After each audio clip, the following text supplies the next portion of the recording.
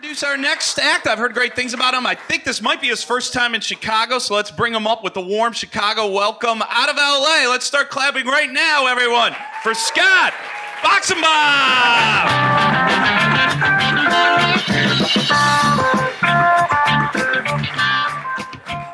Give it up for Sean Flannery, right?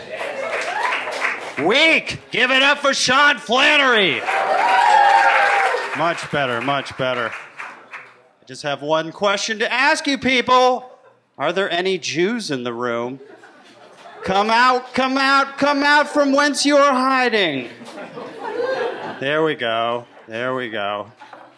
I am a Jewish man from Los Angeles. I've been going to a lot of friends' kids' bar mitzvahs lately. Anybody, any of you guys ever been to a bar mitzvah party? Okay, so you guys get it. If you guys haven't been to a bar mitzvah party, let me describe it for you. It's basically an open bar with really ugly children. Anybody else had to hang out with 13-year-old boys for an entire afternoon? Or as I call them, assholes with bad posture? We were making fun of the assholes with bad posture. Then I remember what I was like as a 13-year-old boy.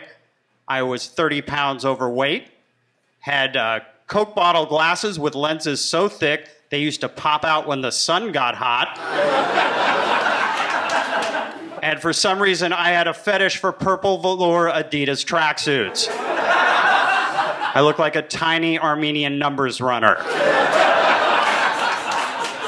You know, you're awesome when you go to the Harlem Globetrotters game for your 13th birthday and the Washington Generals stop the game to make fun of you. Let's put this in perspective. The Washington Generals' job is to lose every fucking game to the Harlem Globetrotters. Let's put it in further perspective. A Washington Generals team emblem is a Washington General being dunked on by a Harlem Globetrotter. I am Scott Boxenbaum. That is my name. However, for the first 10 minutes of my life, my name was Irving. Soak that in. Then my mom changed my name to Scott because she wanted to save my life. Because she knows what all of us know, that if your name is Irving Boxenbaum, there is no hope for you. And you are an old man from the time you're 5. The only good thing about it is that you won't get beaten up on the playground so much as kids will come up to you and ask you for advice.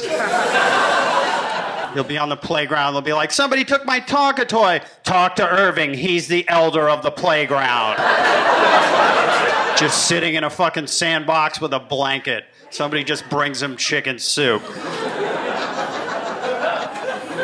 I live in an Orthodox Jewish neighborhood. I'm not a religious man because that's weird, right? Who needs that shit in their life? I don't need to wear a weird hat to tell you that I'm Jewish. However, I do get invited by my Orthodox neighbors to for Shabbat dinner, which is on Friday night. It's where Jews just get drunk and eat a lot of food. The last time I went, it got super awkward for me, and that's why I can't go back to these people's house again. I was seated next to a Holocaust survivor, and I had gotten drunk the night before, and some girl had written her phone number on my arm. And the guy got really upset at me, and I could not calm him down, even though I tried to reassure him that Auschwitz is not in the 323 area code. Thank you. I do. You guys into metal? Any metal guys? I'm into metal. Yeah, I want to start an Orthodox Jewish death metal band called Black Shabbat. You can only play sundown at like Saturday, right? And then the roadies have to plug in your amps. 6 of you got that. That's okay. I'm fine with that. I'm just fine with that. I'm dating a nice lady. I'm dating a younger woman. I'm heading into the back 9 of life. She's quite a bit younger than me. I have trouble keeping up with her. Because like she wants to go to see bands and go to after-hours parties, and I just want to fucking eat. Like I could fucking find food anywhere. I kid you not. She took me to a fucking Skrillex concert once. I found a table, a chair, and decent deep crust pizza. But I tried dating, like, in my age level. And, you know, you tend to date a lot of divorced women single moms. If you're a single mom, that's okay. Nothing wrong with it. Everybody makes mistakes. But my friends in their 20s would give me shit for dating single moms. They'd be like, why would you date a single mom? Aren't the vaginas all weird from having kids? And I'm like, first of all, gross. Secondly, the last two, you're totally wrong. Because the last two single moms that I dated, kid you not, did 500 kegels a day apiece. Because here's the thing, if you're a single mom and you want to get back in the dating game, it's kind of like being an NFL running back with a knee injury. You will do anything to get back in the game.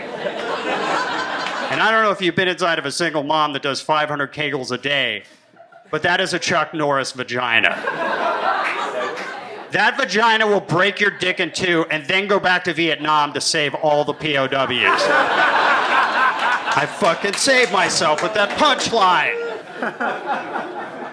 I don't like to make fun of homeless people. I don't think it's cool to punch down. However, I will make an exception in these two instances. One time I was eating alone at a Denny's restaurant, and I came back only to find a homeless man digging into my Grand Slam breakfast. What do? You can't call the manager. You're not going to be an asshole. Just give him the food, because I have a rule. Anything a homeless person touches is now theirs. And we should be happy that homeless people are a little crazy, because if they knew their powers, they would own everything. They would own the monetary system. They would own all your food at the market. Touch, touch. Are these your kids? No, they're yours now, sir. Billy and Alexandra, go with your new daddy.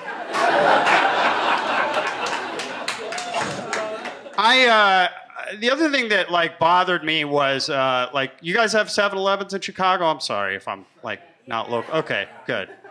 I had to stop the whole set for a question and answer. The weird thing was the homeless man outside of the 7-Eleven who would ask me for money while listening to Rush Limbaugh on his portable radio. You can vote however you please, but really, does it make sense to be a right-wing Republican hobo? I thought, that's like we're being a vegan and working for Monsanto. I came outside the 7-Eleven. The guy got me really angry. He's like, hey, man, you got $5? I'm like, no. You're just going to spend it on Ayn Rand's The Fountainhead. Once again, brought myself back from the brink. Come on up here, Sean. You are lovely people. I appreciate it.